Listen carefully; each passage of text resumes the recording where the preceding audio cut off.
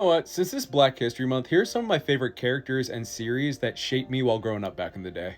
All of these characters inspired the hell out of little kid me for various reasons. So for people who always wondered how I got my username, there you go. And it used to be 07 too, but that was because of 7 Dragon Balls, but then I removed it. First up, OG Jax from like the original Sega games or MK Defenders of the Realm. I know, 90s kids for life, baby. But the reason I love Jax so much in the original games is because he really does just feel like that Jack dude who is about throwing hands, all right? So like, I mean, of course we got Johnny Cage and Liu Kang and Sonya and stuff like that, but there's always like a bit of mysticism with all them. And then in this world of just like, you know, magic and demons and monsters and stuff like that, Jax really did feel like that bro dude, like, nah, bet, let's run hands. I always prefer that this Jax wears his metal arms instead of like, you know, having them ripped off and replaced, because there were great moments of him going like, no, I have to fight with my arms. I can't fight without my arms. And then when he realized, no, I still am about that life, and then like picked himself up and went and started whooping ass, that just got me amped. I know this movie is considered trash, but when Jax was getting his ass beat by Motaro in Mortal Kombat Annihilation, Motaro was just taunting him and like ripping his arms off, saying like, you can't fight with these. And Jax was like, nah, I got everything I need right here, and whooped his ass.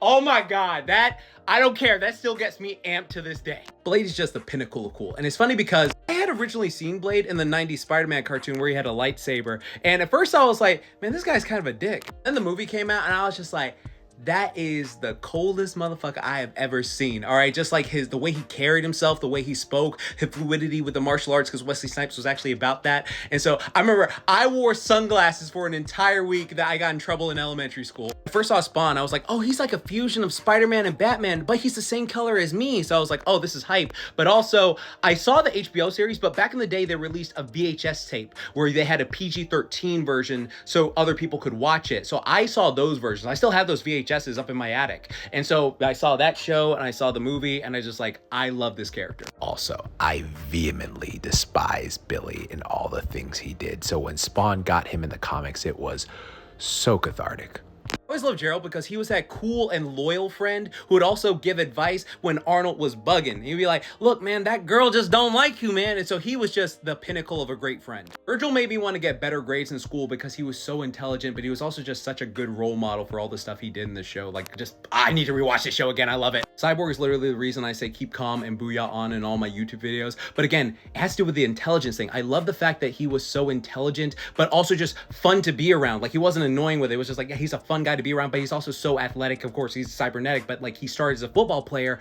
And I love that notion that just because your intelligence doesn't mean you have to sacrifice your athleticism.